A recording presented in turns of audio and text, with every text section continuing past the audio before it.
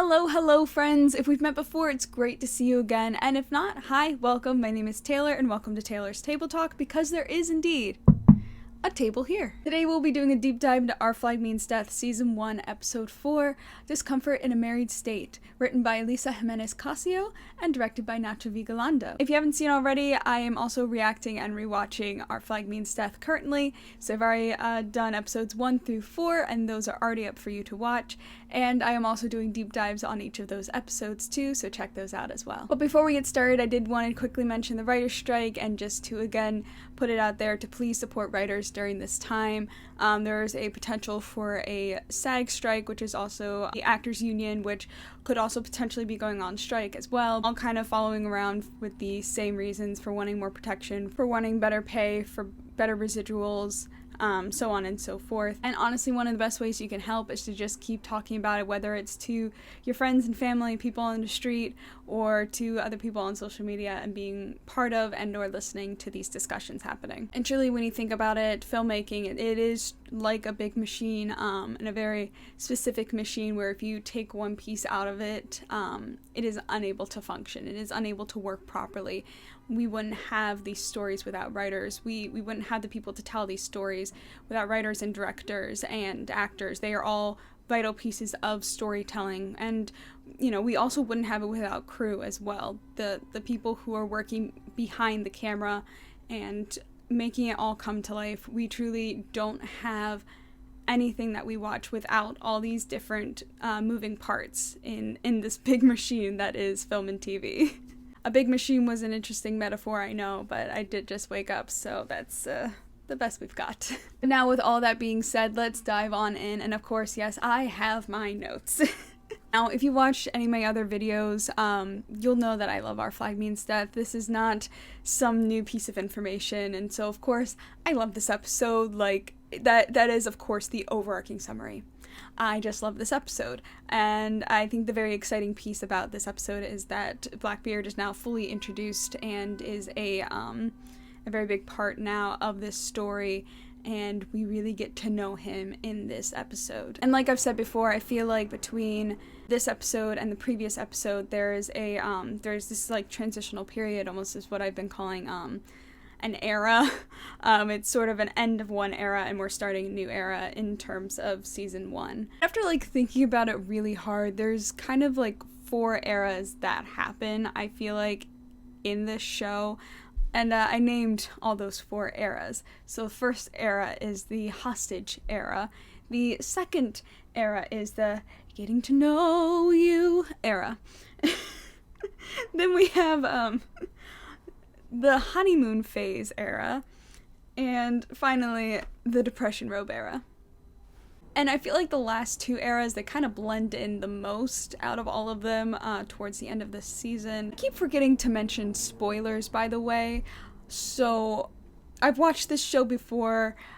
I'm not really holding myself back with spoilers, so before I go any further, if you've not watched this show, go watch this show in completion before you hear me talk about it, because I don't want to spoil things for you, but I'm going to say spoilers. So there's your a little late warning there. But as we are now entering this second era, this getting to know you era, this really is this period in time where it's Steed and Ed really getting to know each other, becoming more comfortable with each other and who they are.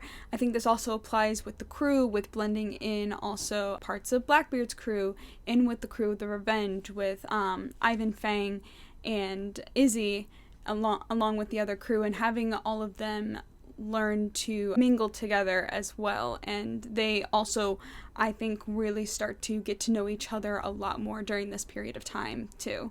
Especially compared to the first 3 episodes. Sarah also sits in this time where it's kind of the time of where Ed is plotting to kill Steed. And like I just mentioned before, spoilers, but we do later on learn about, during this time, about how Ed has only killed 1 person in his life, and we later see how that transpires, because also, I think because it really is that getting to know you period of time, it also adds into the fact it's like, Ed's really gotten to know Steed by the point of where all this kind of comes to a head in this specific period where the show takes place, to where all of that kind of adds together between the knowing why Ed doesn't want to kill in general, and also why Ed specifically wouldn't want to kill Steed. He's really gotten to know this guy, and he's like, I don't know if I could kill him. I don't think I could do that. Beyond the fact that I just don't do this ever, I don't want to kill him. He's a good guy. I like him. I enjoy his presence. Why would I want to kill him? Now let's get into some of our characters. We'll start with Ed, because finally we are now getting to really get to know Ed as well. And like I said in our the past episode, in episode 3, we finally get to see him, but at this point we still kind of had this whole mystery surrounding his character. We haven't really gotten to actually know who he is, know what his personality really is like. And so finally in this episode, we finally get to actually see what Ed's personality is like. We see him, and he is still, yes, very commanding of a ship, but he is not so much as this menacing, mystical type being that everyone seems to make him out to be. He is not some floating smoke head with glowing red eyes and stuff, and he's not what the books make him out to be, with like guns all up and down his body and like multiple knives. He's like, I have one gun and one knife like everybody else. And I think that really attributes to him is that like he's one of the best pirates during his time, but it's not because of him being exceedingly menacing or scary. And I think, you know, yes, he has a time and place where he can be that and he can put on a show, but for the most part he's like, I am just like everybody else. There's not really much different. And I think the big part of why he's so great is because we do get to see that he is a masterful tactician. He is extremely smart. He is able to, like I just said, command a crew very well. He overall really knows what he's doing. He's exceedingly experienced, and as we learned and from what we can tell, he's been doing this for majority of his life. Of course, he's going to be able to create such a title for himself and such a name for himself, because also to be able to survive this long in such a cutthroat career, one could say, it is all incredibly impressive overall. We also learn about him is that he is very excitable. He is, you know, very interested and looking in for something fun, something new. We learn very much that he is tired of being a pirate. He's exhausted at this point. And it's one of the beautiful mirrorings that happen in this story, to where both Ed and Steed, while they come from different backgrounds, while they've had very different lives, they both, around the very same point in their lives, have experienced this very same thing of, you know, life is very monotonous. It's very much same thing day in and day out, and they desperately need this change. And that was also like a great conversation that happened between Ed and Steed that they were able to connect on. They were both able to deeply understand what they were both feeling, which I think maybe is a first for Ed to have, because he's like, well, no one else has expressed this feeling to me. I mentioned this to Izzy like 5 seconds ago and he didn't get it, but you get it.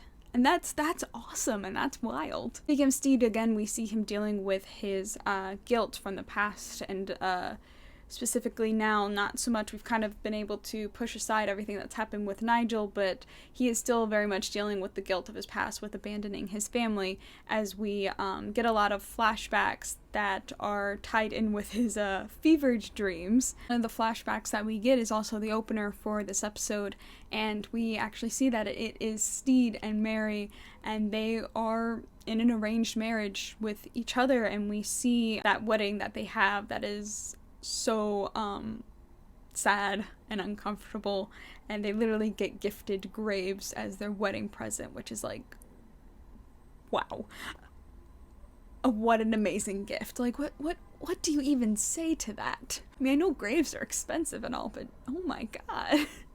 But we also see, as time goes by, what their married life looks like, and also Steed being a father to his kids and what that looked like as well. And within the course of these flashbacks, we see Steed and Mary, and both of them, I think, really trying to deal with and cope with the fact that they are both in a very unhappy place with their marriage. And it's very interesting to watch them deal with it differently. With Mary, I really do think she very much is trying to salvage any piece of it that she can, because she knows she's unhappy. She's unafraid to show that she's unhappy too, and to express that in whatever way she sees fit. But I think she also is very much just trying to keep things together as best as possible, and has kind of given into the monotony of their life and is like, I guess this is good enough. I guess this works. And she very much is like, if we just keep it the same, it can't get any worse. Whereas Steed, I think, is very much trying to provide what he thinks is a solution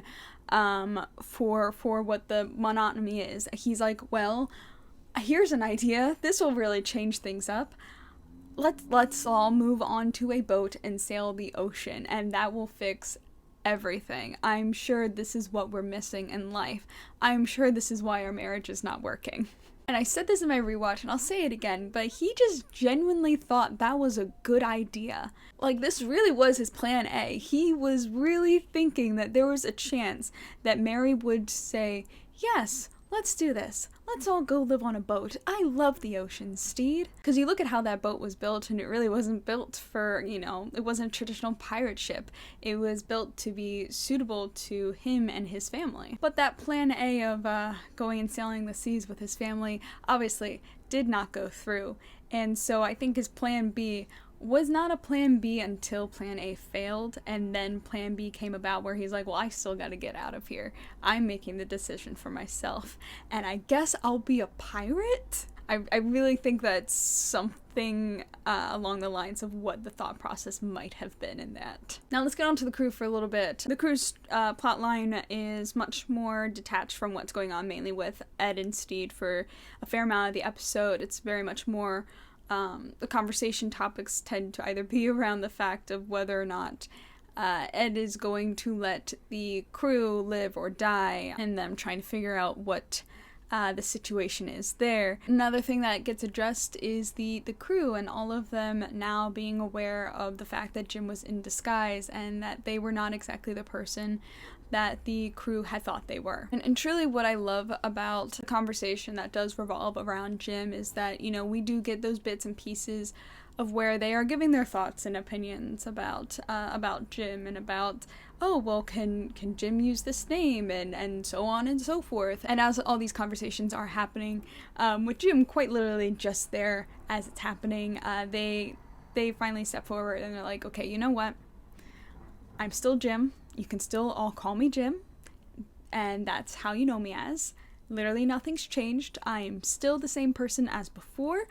Sure, there's a few minute details that have changed, but besides that, literally just treat me the same as you have this whole entire time before you found out about all this information. And then they say, does anyone have a problem with that? And literally everyone's like, nope, gotcha, totally understand. I love how fast the crew is to just agree and to just understand what Jim is asking of them, and that no one is trying to argue or debate it anymore, that, Jim said what they had to say, and they can all just take that and accept it as is. And I just loved getting to watch a non-binary character not have to step into this educator role. Generally, I feel like with a lot of LGBTQ characters, and a lot of characters generally that are in a minority, they often have to take on this educator role.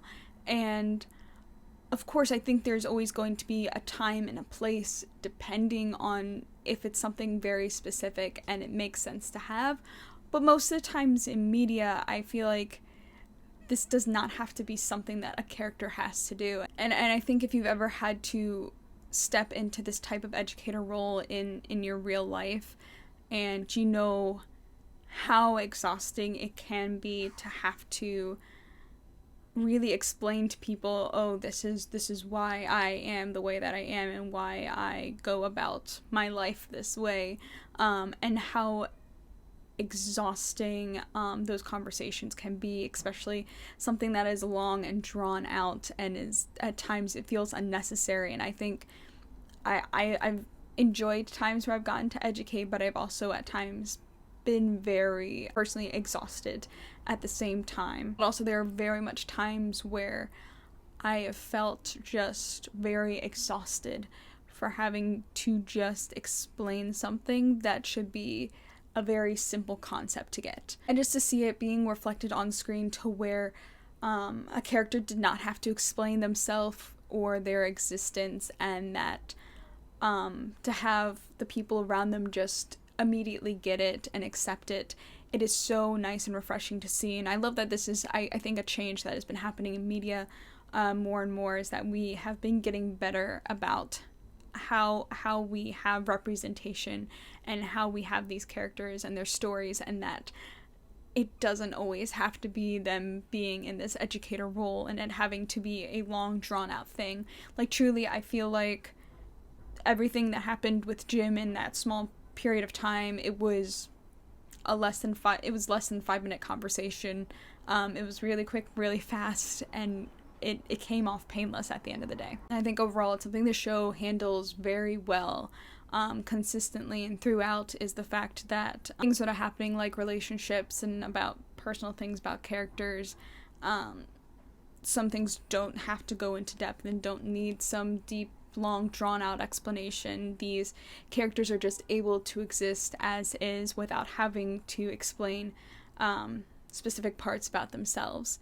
And as an audience member, you get to just watch how they can be a silly pirate show, and they're in their relationships, and they are all having their own life experiences, and they are having their traumas, but their traumas are not all based out of the fact that they are, that they are queer in some way, shape, or form. And I think that was one of the first things that really stood out when I watched this show, and why it really pulled me in even more is because I was like, wow, they really were just able to do that. This is exactly what I've been asking from shows for such a long time, and been asking from movies and media.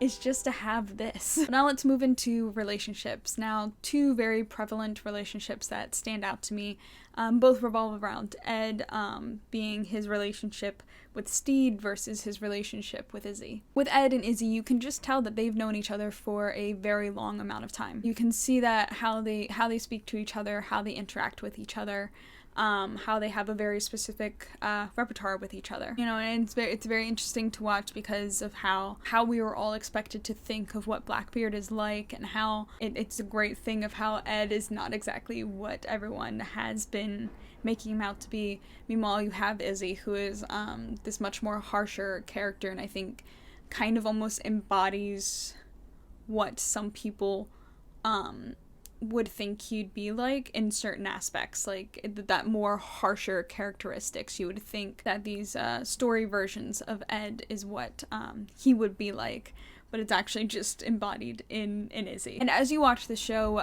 you'll see with Izzy that his best interests lie with himself and with Ed, along with his loyalty. And in some ways I can see where he is coming from with his interactions with the crew of the Revenge and with Steed, because he doesn't have a loyalty towards the crew of the Revenged or towards Steed. He doesn't see there being a reason as to why he should be loyal or nice or respectful or any of those things towards these people, because he just sees them as a means to an end. He doesn't see them sticking around for an extended period of time, so what would the point be to giving them any sort of loyalty or any of his time, for that matter, as well. What he does have is that loyalty to Blackbeard, and he very much is looking at more from a stance of, hey, we're pirates, I'm trying to look out for you, I'm your first mate here, I'm trying to look out for you, trying to just tell you, like, hey, we're not out of the thick of it, we actually need to, like, figure out what we're going to do,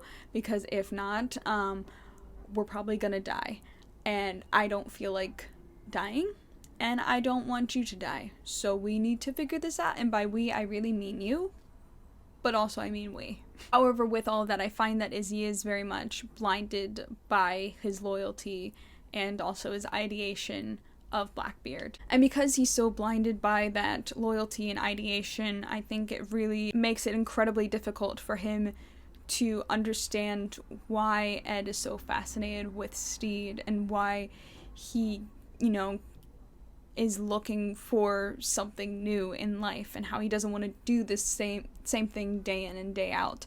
And I think that really ends up grinding their relationship very much, because Izzy is very much ignorant to the fact that Ed desperately is in need of change. And that's really what ends up creating such a conflict, not only between Ed and Izzy, but also between Izzy and Steed. Not only the fact that Ed is so immediately accepting of Steed, but also the fact that when they really officially meet, not so much when Steed was bleeding out and nearly dying on a Spanish ship, but later when they meet in Steed's cabin, kind of more officially, and they're not introduced to each other as the gentleman pirate and Blackbeard.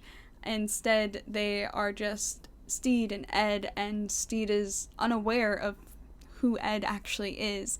And when Steed finally does find out that Ed is actually Blackbeard, that doesn't change anything about what they've already established between each other. And you can just see that Steed doesn't treat Ed any differently than he was before. And that really just allows Ed to open up more and more to Steed, and to just immediately fall into this comfort between each other.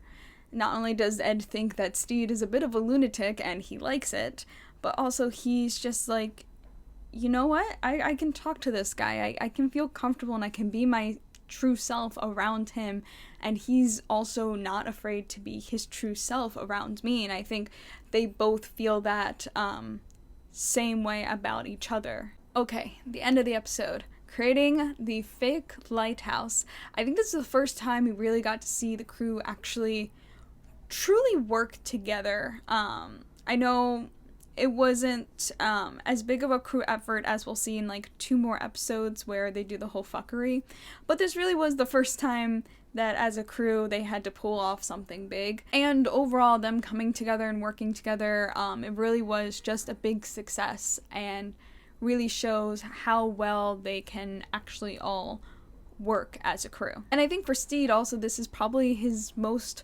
positive experience he's had as a pirate so far. I think besides him besting Izzy 2 episodes prior, I think this really was one of the more prouder moments and excitable moments where he was like, oh, so this is being a pirate, this is so cool. And also him just getting to work with Ed, who is the best at what he does, and them just having fun with it.